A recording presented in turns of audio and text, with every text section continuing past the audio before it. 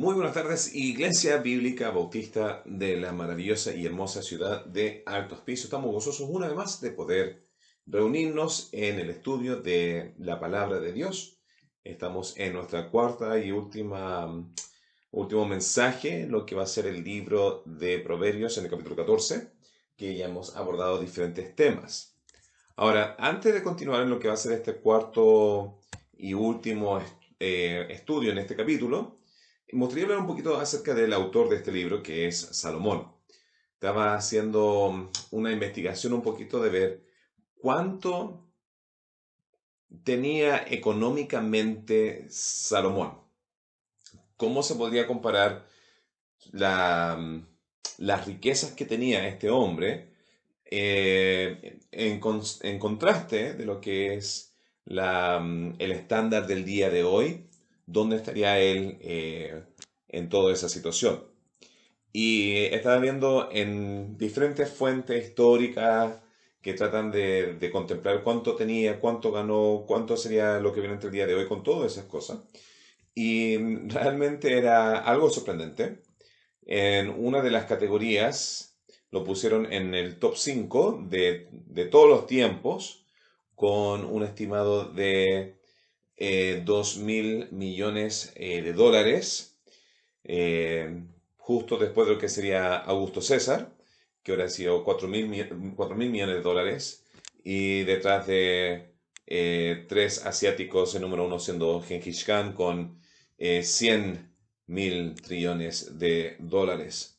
En otra fuente, por otro lado, alguien estaba haciendo el mismo estipulación, tomando todas las cosas en consideración de cuánto oro y todas las riquezas que tenía. Y siendo una persona no creyente, dijo, sin las leyendas, sin los mitos, si todo fuera falso acerca de lo que habla de sus gran logros, ¿ya? Sería equivalente a 100.000 millones de dólares si fuera todo falso, y si no, sería lo equivalente, había puesto a 100 trillones de dólares o 100 billones de dólares en el español, ¿ya? Hay una pequeña diferencia entre 1.000 millones y billones que a veces se pierde en traducción cuando uno hace del inglés al español o del español al inglés. Entonces el tipo ya superó lo que la compañía Apple esta semana había superado los 2 trillones de dólares según el inglés, o 2.000 millones de dólares, si que se dice en el español, la cuenta numérica, haciéndolo, no sé si el primero o el segundo empresa en Estados Unidos que había llegado a esa cantidad. Y Salomón tenía más que eso. Y hay que entender y comprender que este Salomón, ya que vemos acá en la Biblia que Dios le prometió tanta riqueza y tantas bendiciones a causa, como producto de la petición de oración que había tenido, que era de tener sabiduría para poder dirigir el pueblo y el reino de Dios. Vemos realmente el extenso de lo que significaría ese individuo el día de hoy. ¿Y por qué traigo todo esto? Bueno, hoy día vamos a tocar en el libro de Proverbios, en capítulo 14, tres principios acerca de finanzas. Ahora, Salmón, además de poder escribir extensamente acerca de esto, porque fue exitoso en esta área, logró grandes riquezas, logró grandes ambiciones, y realmente el libro de Eclesiastés es un testamento acerca de toda esta búsqueda que él había tenido en su vida. El capítulo 14 voy a simplemente, con una bien pequeña pincelada, tocar tres verdades relacionadas acerca de la economía, y más que tres principios, voy a hablar acerca de tres cuidados que debemos tener con respecto a la economía. Ahora, ojo, además de lo interesante que habíamos mencionado de este hombre Salomón, hay que entender que su padre David era un pastor de ovejas, ¿ya? No era una persona que venía de un legado largo de grandes finanzas y riquezas y oportunidades, no. Era alguien quien realmente Dios sobrenaturalmente dotó, se movió y realmente hizo un impacto para la nación de Israel a causa de toda la sabiduría que él tenía, lo cual al final lo terminó consumiendo en malas decisiones y en necedades. Muchas veces el dinero en sí no es malo, ¿ya? Pero el dinero lo que hace, por lo general, es que recalca quiénes somos internamente. Entonces, si yo era pobre y era bueno, cuando tengo plata voy a ser bueno y rico. Si era pobre y era malo, cuando tenga plata voy a ser malo y rico. Entonces, lo que ese dinero realmente es una manera de expresar lo que verdaderamente tenía alguien internamente antes de poder ser rico. Entonces, van por los dos lados. Entonces, el día de hoy vamos a hablar acerca del cuidado, tres cuidados que debemos tener con respecto a finanzas. El primer cuidado, número uno, está en el versículo 20 de Proverbios 14. Y realmente cuando lo leí la primera vez, saqué algo completamente diferente a lo que saqué la segunda vez. Entonces voy a leer el texto, voy a dar mi primera impresión de este versículo y luego voy a modificarlo porque realmente creo que tiene una gran verdad un poco más profundo. Dice así, el pobre es odioso aún a su amigo. ¿Ya? ¿Alguien conoce personas odiosas? ¿Ya? Gente hincha, gente que realmente la gente se arranca de estar con esas personas. Bueno, acá dice, el pobre es odioso aún a su amigo, pero muchos son los que aman al rico. ¿Ya? Mi primera impresión de este texto, cuando lo leo, me hace sentir que hay una ventaja en tener dinero, porque el dinero me va a tener buenos amigos o me va a traer una multitud de amigos. Y ser pobre es algo malo porque me voy a quedar solo. ¿Ya? Entonces, esa sería la primera inclinación a este texto, pero realmente, además de sonar algo superficial para nosotros el día de hoy, aunque es una verdad bien visible, no creo que Salomón está tratando de promover que su hijo, próximo rey, tenga muchos amigos. Entonces, ¿cómo podríamos interpretar este texto para que realmente calce y especialmente con doctrinas y teología del Nuevo Testamento? Además de principios de observaciones. Y es, el primer cuidado en el ámbito financiero es cuidado de los interesados. Porque acá en esencia lo que está mencionando, porque no se desarrolla hablar acerca ni de generosidad, ni de inversión, ni de construcción mutua, ni de cooperación, ni de egoísmo, no habla de nada más que simplemente gente gravitaciona a gente con plata. Y el principio entonces debería ser es que tengas cuidado, no lo veas necesariamente como una virtud, ¿ya? Este principio se hace mucho más evidente cuando uno ve ejemplos de personas que han ganado la lotería.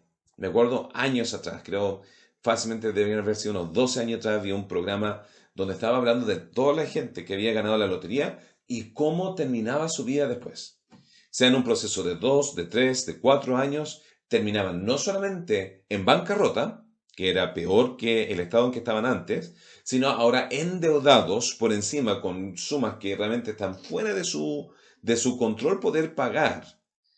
Y uno de los principios más evidentes que se veía era que cuando uno ganaba la lotería, aparecían los familiares, ¿ya? De los familiares, de los familiares de los familiares, ¿ya?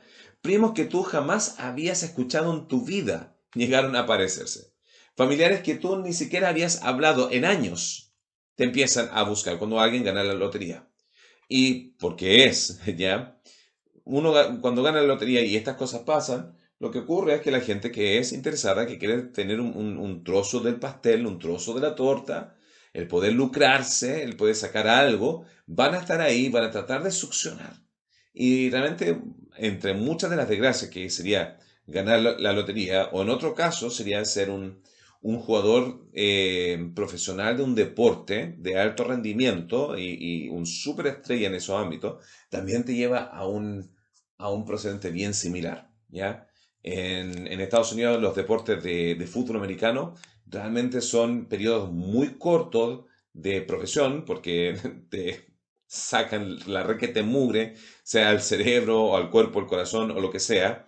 Entonces no duran mucho porque los próximos jóvenes más atléticos, con mayor fuerza, con mayor entrenamiento, ya que tienen mayor juventud, van a suplirlo rápidamente. Pero dice, estas son gente que nunca ha tenido plata, que vienen de un estatus social bien bajo, se le otorga millonadas,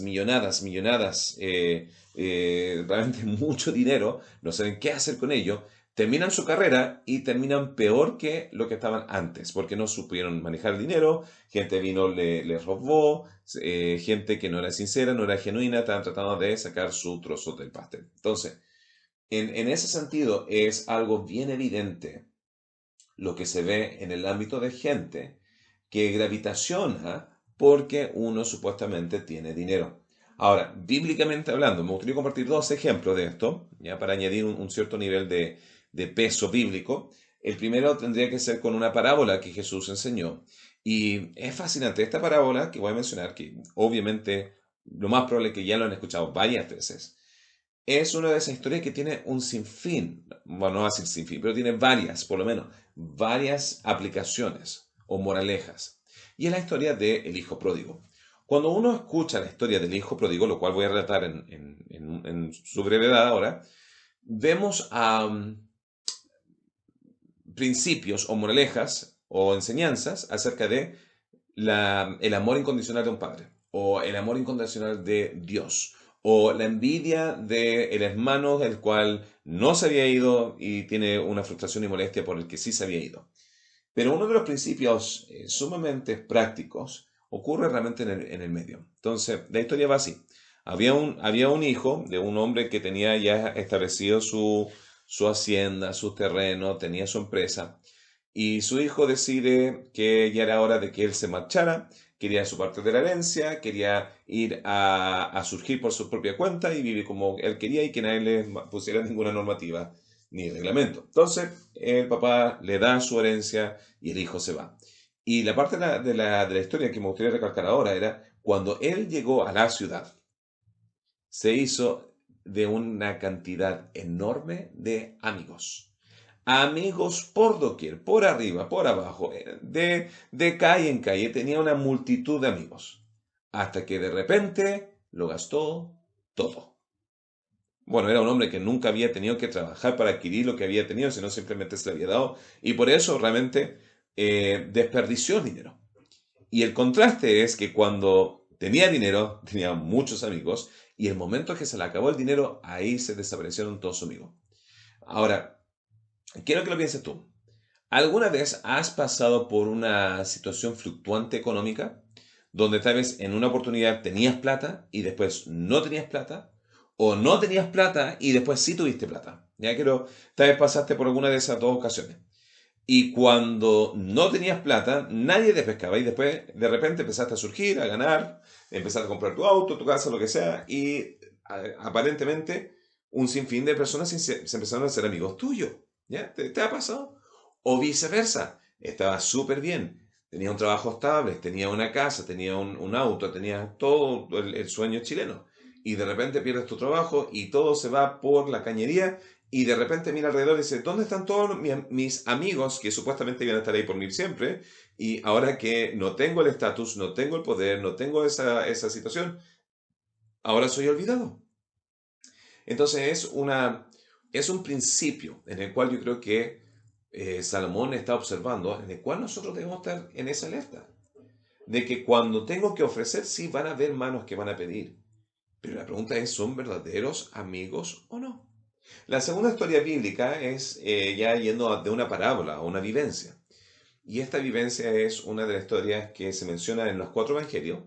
Es el milagro de Jesús cuando alimenta a los 5.000 y lo alimenta con 5 panes y 2 peces. Y es una historia bastante fuerte, ¿no? Con múltiples aplicaciones.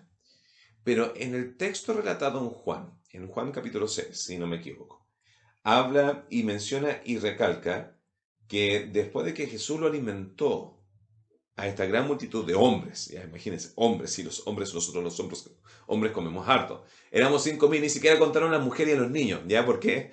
Porque los hombres comen bien, ¿ya? Es un testamento de los varones de nuestra iglesia y empezar a pensar, ¿ya come este hombre bien? Sí, sí, sí, sí, sí. Y yo puedo hablar con experiencia porque he visitado mucho y una de las prácticas que era bien común en las visitaciones que me alimentaban. Ya, especialmente lo sentía más cuando trataba de hacer dieta y no funcionaba. Y después de alimentar a los 5.000, la muchedumbre quería hacer a Jesús rey. Ahora paren un segundo.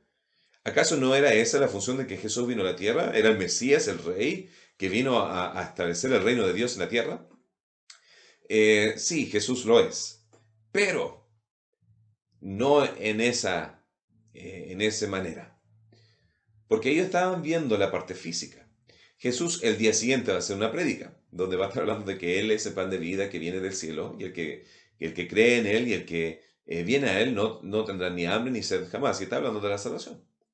Pero dice que si no comen su carne y no tomen su sangre, y lo estaba diciendo simbólicamente de lo que iba a ser la cruz, ¿ya? Pero la gente no lo tomó simbólicamente porque Jesús no quería que lo tomaran simbólicamente. La muchedumbre de esos 5.000 varones bajó a 12, del cual Jesús dijo, ¿acaso no acá hay 12 y uno de ustedes el diablo mismo? ¿Ya? Hablando de Judas. Entonces, ¿qué estaba ocurriendo acá? La gente había venido por un interés. Entonces, ¿qué debería ser la meta con respecto a este primer principio? Bueno, la meta de este primer principio es que tu valor no viene de si tienes dinero o no, y tu valor no viene de parte de falsas amistades. ¿Ya? Y cuando hablo de falsas amistades son gente que quiere estar ahí por pechar.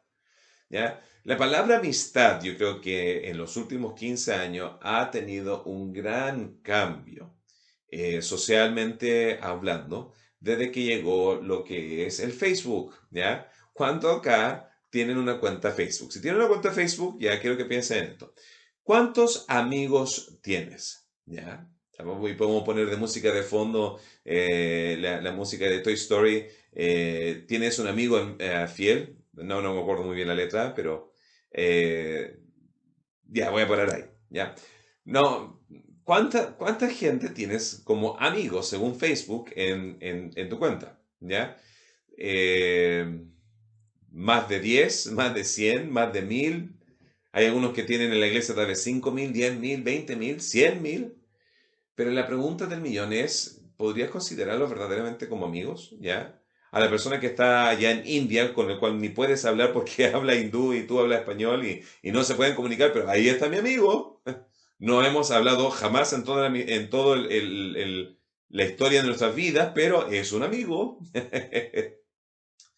Entonces, sé sabio. Sé sabio en la manera en que muchas veces la economía puede cambiar, la manera en que te vea la otra gente y la manera en que puedas tener verdadero o falso amigo. Entonces, además de tener esa preocupación o esa observación de que mi valor no viene de esas cosas, además deberías tú invertir tiempo ahora, antes de tener estos cambios, en crear amistades puras, amistades fervientes y verdaderas. El segundo principio se encuentra en versículo 23. Entonces dice acá, en toda labor hay fruto, mas las vanas palabras de los labios empobrecen. Entonces, la segunda advertencia, el segundo cuidado que está entregando Salomón a su hijo, o para nosotros en este texto, o en esta situación, es de tener cuidado de las excusas. Así yo lo pondría en mis propias palabras. Ten cuidado de las excusas. ¿Ya? Acá está haciendo un contraste y en cada uno de estos versos hace el contraste. Dice, en toda labor hay un fruto, en todo esfuerzo, en todo trabajo, en todo sacrificio va a haber un producto, va a haber un fruto, va a haber un premio, se podría decir. Pero después dice, el contraste de lo que es la acción que va a producir eso, es que las palabras vacías, que varían inmensamente desde sueños, ilusiones, promesas o lo que sea, ya aquellas cosas que no tienen sustancia, realmente conllevan a la pobreza. Entonces, la primera cosa que viene a mi mente cuando pienso en este texto es el sentimiento de una persona que es agricultor, ¿ya? Puede ser el que está plantando trigo, cebada, papas o lo que sea. Y realmente aquellos que alguna vez han plantado algo, sea de un arbolito, un arbusto, a una cosecha en sí, ¿ya? No son muchos los granjeros que tenemos acá o agricultores en nuestra iglesia, aunque tenemos un par que tienen su empresa aquí o allá. Eh, el sentimiento que viene por trabajar en la parte agrícola es que cuando uno está trabajando en el calor del sol, sin sombra, en los momentos difíciles del día, realmente hay un cierto nivel de desmotivación de querer trabajar en todo ese trabajo duro, especialmente porque el fruto que va a salir no lo vas a estar viendo ese mismo día. No lo vas a estar viendo de aquí a 5 días o a 10 días. Van a pasar meses antes que tú puedas ver el producto de lo que es el esfuerzo agrícola. Y creo que Salomón quería enseñar a su hijo a entender que lo que tú haces el día de hoy, el sacrificio, el arduo trabajo, el sudor de la frente, las cosas que estás poniendo de lado para poder progresar, van a traer una cierta ventaja el día de mañana. Mientras que aquellos que dan alguna excusa o alguna fantasía de decir, no, yo voy a ser diferente, yo voy a trabajar con la mente, o yo voy a lograr grandes hazañas y empieza a autoconvencerse, ¿ya? Si son palabras vacías, esas palabras vacías que jamás se van a concretar, conlleva a empobrecerse. ¿Por qué? Porque no está trabajando cuando puede, no está trabajando cuando debe. ¿Ya? Por ejemplo, los estudiantes que tenemos en la iglesia el día de hoy, aquellos que están en la básica o en la media, ¿ya? O lo universitario. El trabajo de ustedes el día de hoy es esforzarse y estudiar. Y realmente no vas a ver que tu papá te va a dar ni 10 pesos por estudiar. No te va a dar ni 1000, ni 5000, ni 100.000 pesos para que tú estudies. No, nadie te va a pagar para que tú estudies. Tú lo estás pagando a través de tu tiempo. Tú lo estás pagando con tu mente, con pensar y analizar y estudiar y privarte de cosas que son divertidas en el momento. Tú estás invirtiendo, ¿para qué? Para que cuando ya seas más grande puedas trabajar en algo del cual te pueda ser beneficiado, ¿ya? No es la gran ciencia, no es un misterio que aquellos que estudian más tienen una probabilidad más alta de ganar económicamente más que aquellos que estudian menos, ¿ya? Y esto no es para demerecer, simplemente es lo que es la naturaleza, es la realidad. Entonces, jóvenes el día de hoy que están en la básica, esfuércense. Jóvenes que están en la media, esfuércense. Aquellos que tuvieron la oportunidad, no todos tienen la oportunidad, pero aquellos que tienen la oportunidad de ir a la universidad, esfuércense, sáquense la mugre, ¿ya? Porque realmente el sacrificio de hoy va a traer beneficio al día de mañana. Entonces, en ese sentido, este texto, en versículo 23, está diciendo, más allá que decir palabras al aire, anda y esfuérzate. Deja de poner excusas o de dar excusas y pon las horas de trabajar. Hay un dicho que encuentro bien verídico o bien veraz o real, que es excusas agravan la falta. Y aunque me estoy desviando un poquito del tema económico en sí, me gustaría recalcar este principio de palabras vacías. En un matrimonio, ¿ya? No esperen lucrarse de su matrimonio, ¿ya? Varones, tu esposa no te va a pagar porque te ves bonito. Varones o damas, no, tu esposo no te va a pagar porque te ves bonita, ¿ya? Es una relación en conjunto de sacrificio y de entrega. Y poniendo la parte económica aparte, al lado, ¿ya? Cuando uno invierte en su matrimonio, saca de ello. Pero cuando un cónyuge lo que normalmente hace es dar una promesa vacía tras promesa vacía tras promesa vacía o palabras vacías, va a llegar un punto bastante pronto, más que tarde, donde ya esa confianza, entrega y trabajo mutuo se va a ir por la ventana. ¿Por qué? Porque no había solidez en las palabras que se habían hecho. Lo mismo puede pasar con padres e hijos. Cuando un padre le promete el cielo y la tierra a sus hijos, el hijo al principio se puede también entusiasmar o emocionar. Pero cuando llega el momento de recibir la promesa y si el padre o la madre no cumple, realmente va a generar un gran daño. donde el hijo no va a estar invirtiendo en sus padres, no va a estar confiando en sus padres, no va a querer a sus padres. ¿Por qué? Porque los padres no son de confiar. Si te prometen, no, si te voy a llevar a la playa, o te voy a comprar un helado, o te prometo que voy a pasar el fin de semana contigo, o prometo que te voy a enseñar a hacer alguna labor, o te prometo que te voy a leer un libro en la noche, o lo que sea. Y cuando esas palabras son vacías y no se cumplen, trae realmente un gran daño. Se rompe el trabajo en conjunto, la coinonía, la relación, la comunión. Uno puede mentirse o tener palabras vacías hacia sí mismo, decir, no, ahora sí que voy a levantarme y voy a hacer ejercicio, o sí, ahora sí me voy a levantar y voy a dejar de caer en este cierto pecado, o ahora sí me voy a esforzar y voy a ser diferente, voy a dejar de ser flojo. Lo vemos en el mundo político, donde los políticos te pueden prometer, yo prometo que voy a erradicar completamente, no sé, la muerte, ¿ya? Te pueden prometer el cielo y la tierra, pero cuando un político empieza a prometer y no a cumplir, ya te caes en la categoría de la mayoría de los otros políticos que prometen y nunca cumplen. Pero uno también puede tener ese mismo problema con respecto con Dios, de hacerle promesa a Él y no cumplir. Como empezar a leer más su Biblia, orar más, ¿ya? Ahora yo estoy bien entusiasmado, punto aparte, porque mucha gente ha tomado los desafíos de acercarse a Dios en la lectura. Y hay gente que ha leído toda la Biblia, hay gente que ha leído el Nuevo Testamento, hay algunos que están todavía leyendo el Antiguo Testamento o libros aquí o allá, y realmente me entusiasma ver que no fueron simples palabras vacías al viento. Entonces, deja que tus acciones hablen más fuerte que tus palabras. Y ten cuidado de aquellos que se autopromueven, especialmente en el ámbito de la venta, porque sus intenciones no van a ser los mejores. Entonces, acá estamos hablando de la gente esforzada. Entonces, el primer cuidado era cuidado de la gente que está mal interesada porque tiene recursos. Número dos, cuidado de dar excusas que fomentan el que no te esfuerces.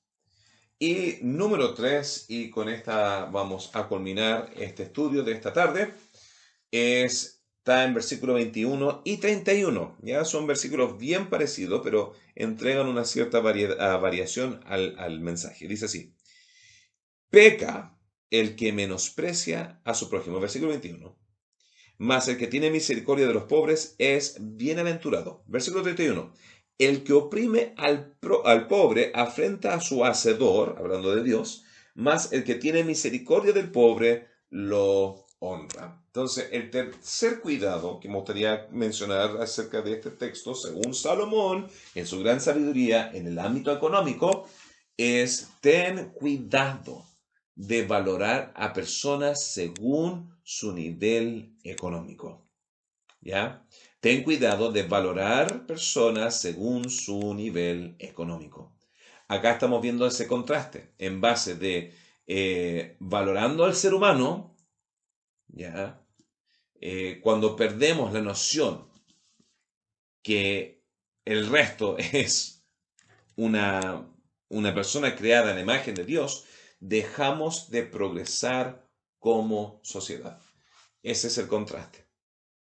Hay gente en el mundo que valora a otros según las cosas que tienen. Y hay otros que valoran a otras personas porque son seres humanos.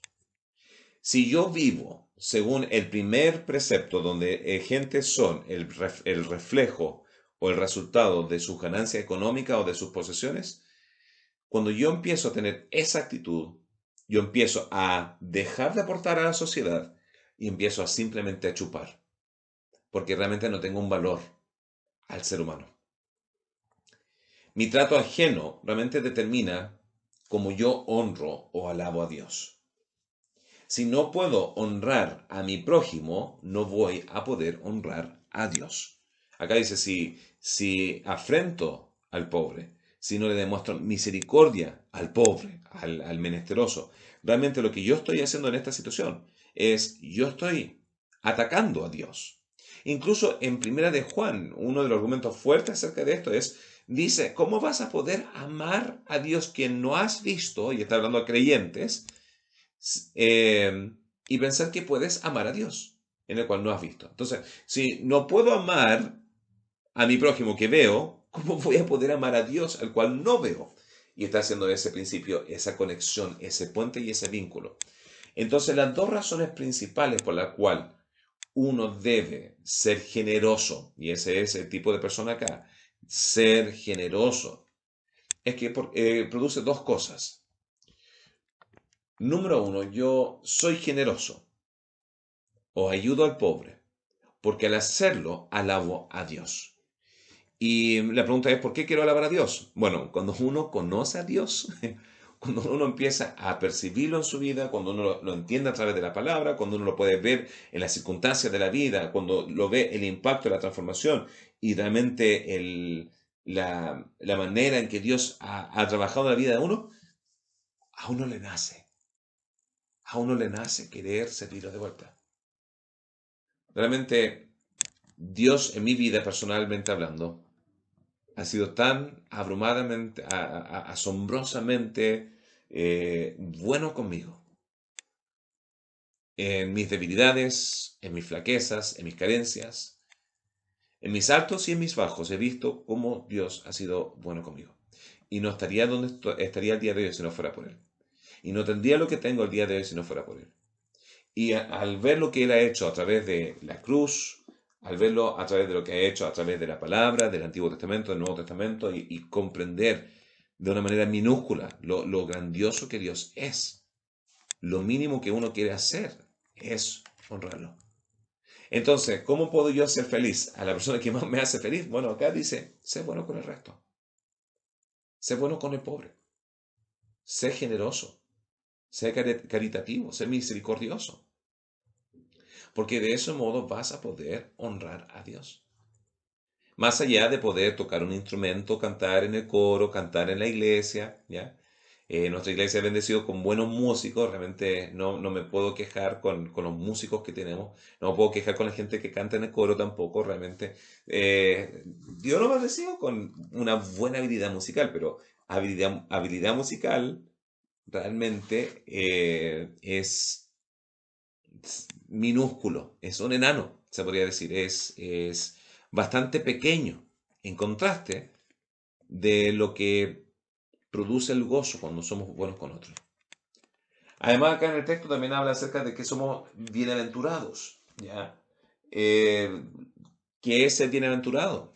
Además de gozoso y dichoso, es, en esencia, ser recíproco o recibir de parte de Dios buenas cosas. Esa es la definición más simple de lo que la bienaventuranza es que recibo de Dios bendición. Ahora, yo no voy a ir a ser generoso con el resto porque quiero que Dios me haga rico. Realmente eso demostraría una hipocresía interna de tratar de extorsionar a los pobres para que yo me pueda lucrar más. ¿Ya? Eso refleja un ámbito de egoísmo. No lo hago por eso, lo hago porque amo a Dios. Pero un producto secundario, y realmente es sumamente evidente, un producto secundario de cuando gente es generosa con gente en necesidad, la Biblia dice que presta a Dios el que da al pobre. Y Dios no va a ser alguien que va a quedar debiendo. Entonces, en ese sentido, bueno, no quiero jamás he recalcado, enseñado o promovido lo que es el Evangelio de la prosperidad, porque realmente creo que es una abominación, en el sentido de que uno no puede servir a Dios y a las riquezas. Entonces, el promover eso realmente conlleva a un entendimiento, a una pasión de querer tener más avaricia. Pero sí significa, y lo he visto muchas veces, como Dios abunda y sobreabunda a aquellos que son genuinamente generosos con el resto. Entonces, acá tenemos tres tipos de personas, ¿ya? Vimos al pobre, pero con una perspectiva diferente. Vimos al esforzado y vimos finalmente al generoso. Espero que realmente puedas aplicar estas verdades, de tener cuidado de amistades falsas, de tener cuidado de las excusas que uno puede estar haciendo y tener realmente cuidado de valorar al resto según lo que él tiene o no tiene. Salomón, el hombre más rico de su tiempo, uno de los top 5 o tal vez el más rico de todos los tiempos. Realmente quedé asombrado cuando vi el contraste. Realmente nos enseña mucho acerca de este concepto. Y viniendo de una persona cuyo padre era un pastor, que se tornó en general, y él ahora está viendo la mano de Dios poderosa en lo que es el cumplimiento de las promesas, seríamos necios al no aplicar las verdades que Dios nos ha dado el día de hoy. Tomemos estas advertencias, tomemos estas sabidurías y avancemos diariamente en el camino que Dios tiene para nosotros. Bueno, que el Señor le bendiga el resto de esta hermosa semana y nos estaremos viendo pronto.